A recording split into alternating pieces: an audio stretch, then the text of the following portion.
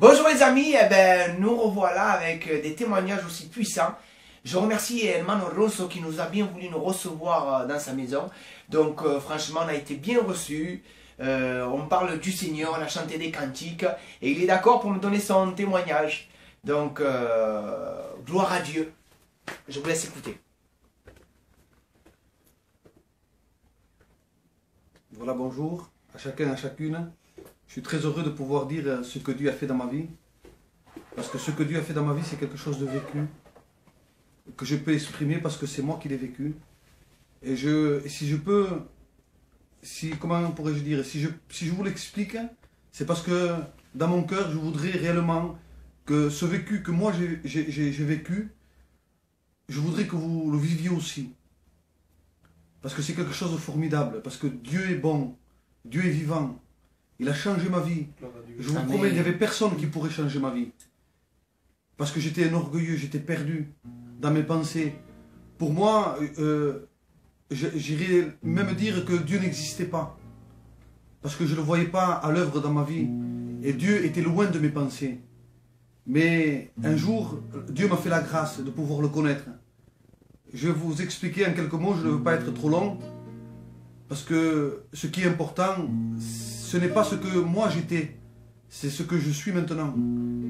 Parce que ce que j'étais, c'était pas bien. À l'âge de 12 ans, j'ai commencé à fumer le shit.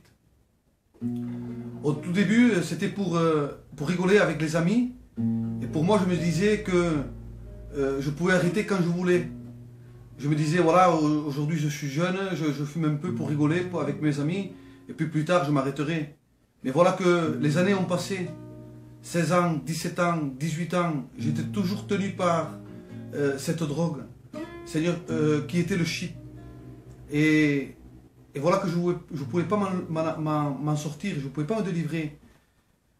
Et par la grâce de Dieu, j'ai fait une expérience formidable parce que un jour que je devais aller en Espagne, je me suis arrêté dans la région de Béziers, qui là-bas mon beau-frère vit.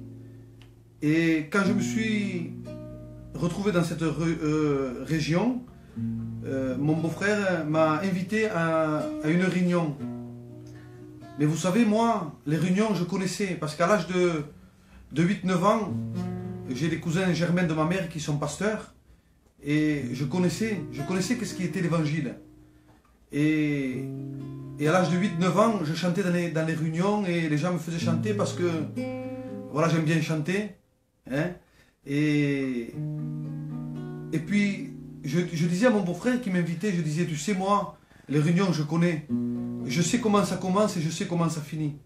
Ça commence par des cantiques, après les gens y prient, après le pasteur y parle, et puis voilà, c'est fini.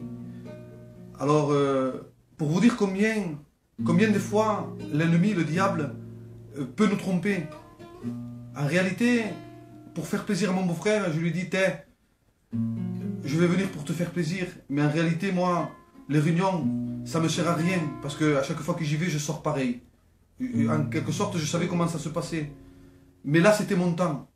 C'était le temps de Dieu. Voilà que j'étais assis dans une réunion simple, où il y avait des chaises, et des cantiques étaient chantés, la prédication était annoncée. Et voilà que j'étais sur ma chaise et que j'étais vraiment pas dans la réunion. Parce que ça ne m'intéressait pas.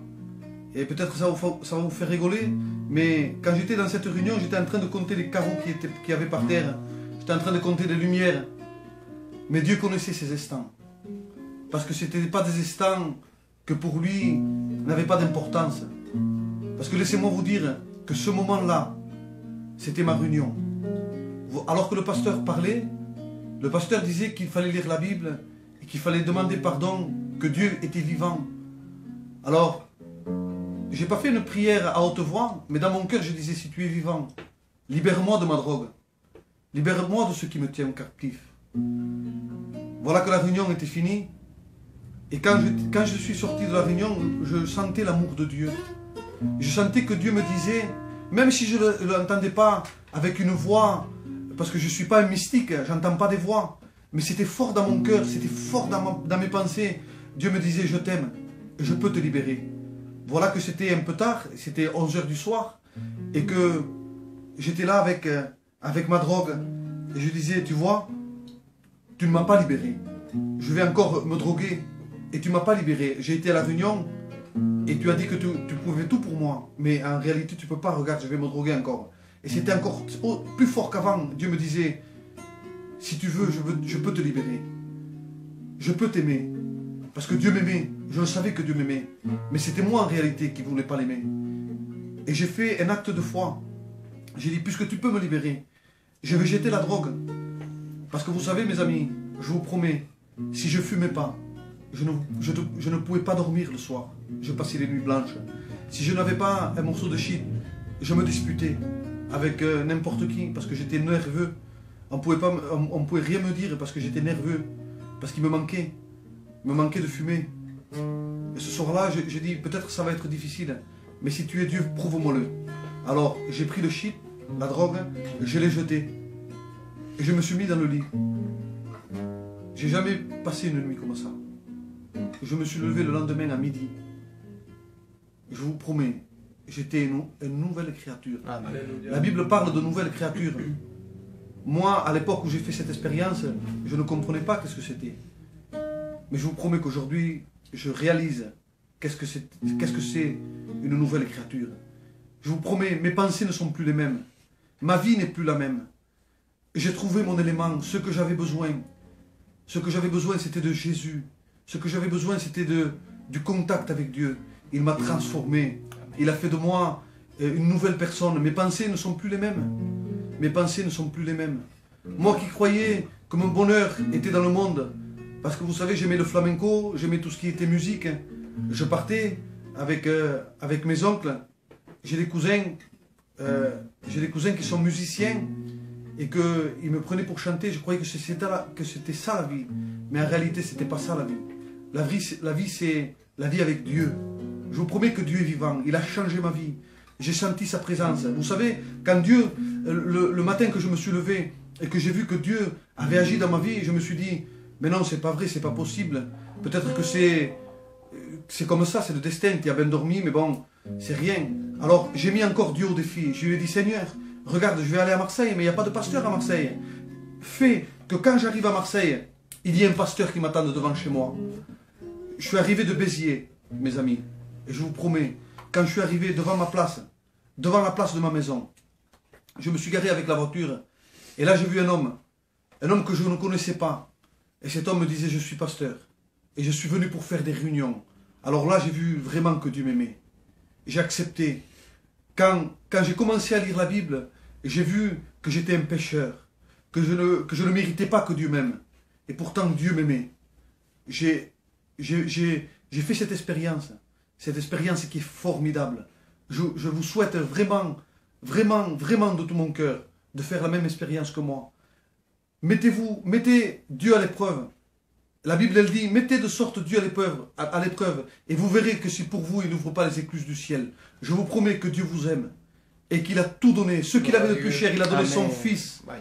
Moi, si aujourd'hui vous me désirez qu'il faut donner mon Fils pour quelqu'un, je ne le ferai pas. Parce que j'aime mon Fils. Ça voudrait dire que Dieu n'aime pas son Fils? Non. Mais Dieu nous aime à nous. Alors il a prouvé sur la croix qu'il nous aimait, au travers du sacrifice de Jésus. C'est pour ça qu'il a donné Jésus. Et j'ai compris cela aujourd'hui. Et je suis l'homme le plus comblé au monde. Maintenant, même si vous me donneriez... Je prends souvent cet exemple pour vous faire comprendre.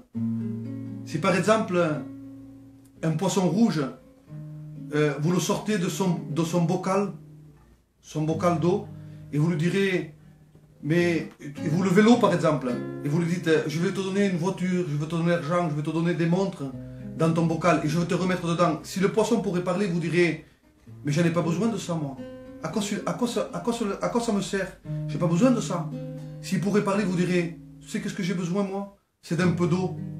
Un peu d'eau. Et bien aujourd'hui je suis comme ce poisson. Je n'ai plus besoin de rien. J'ai besoin que de la Bible. J'ai besoin que de Dieu. J'ai besoin que de Jésus parce qu'il est vivant. Il a transformé ma vie. Aujourd'hui, je chante à la gloire de Dieu. Vous savez, quand je me suis converti, mes amis me disaient, mais tu vois pas qu'ils sont tous fous là-bas dedans?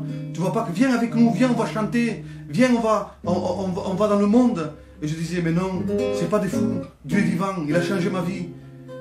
Et je voudrais dire, mes amis, je ne vous ai pas abandonné. Parce que même quand on se convertit, ça ne veut pas dire qu'on abandonne notre famille ou nos amis. Au contraire, Dieu nous fait voir qu'ils ont encore on les aime encore plus pour pouvoir les attirer à Dieu. Mais je voudrais dire à mes amis, même peut-être que cette caméra tomberait dans les mains d'un ami. Je voudrais te dire, peut-être que moi je t'aime comme un ami, mais Dieu t'aime plus que ça. Alors je te prie de donner ton cœur à Dieu. Ça vaut le coup d'être chrétien. Que Dieu vous bénisse. Amen, amen, amen. Vraiment un témoignage puissant. J'aimerais bien que tu nous chantes un cantique. Tu veux bien? Hein? À la gloire de Dieu. Merci Seigneur. Hein, Diego, tu l'accompagnes? Que Dieu vous bénisse. Merci Jésus.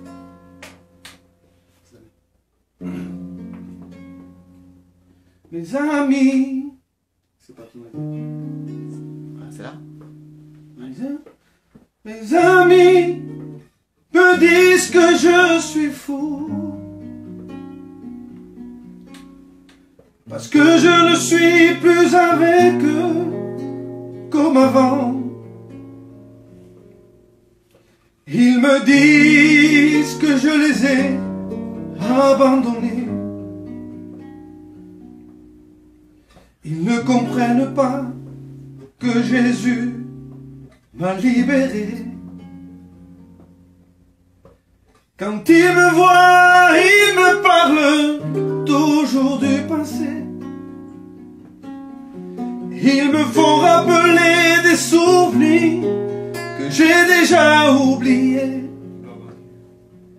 Ils me disent, laisse l'église et viens avec nous. Car vois-tu, dans ce lieu, tous ces gens, ils sont fous. Mais moi je persévère dans la demeure de mon Père. Son esprit me dirige et me conduit dans la maison de Dieu. La nuit n'existe pas. C'est l'agneau de Dieu qui nous enlèvera. Moi qui ne valais rien, Jésus a voulu me changer. Moi qui disais avec orgueil que personne ne pourrait me changer. Et puis un jour, Jésus est venu dans ma vie. J'étais dans les ténèbres et il m'a donné sa lumière. Mes amis, je vous en prie, comprenez-moi. Je ne vous ai pas abandonné, j'ai juste laissé ma vie au passé. Car j'ai reconnu que Jésus est mon Dieu. Et aujourd'hui, je veux marcher comme il veut. Je t'aime, mon Dieu. Je t'aime, mon Dieu. C'est dans la joie que je te chante et que je te sers. Je t'aime, mon Dieu. Je t'aime, mon Dieu. Sauve le cœur, sauve les âmes, qu'ils ne sont pas encore à toi. Que Dieu vous bénisse, amen.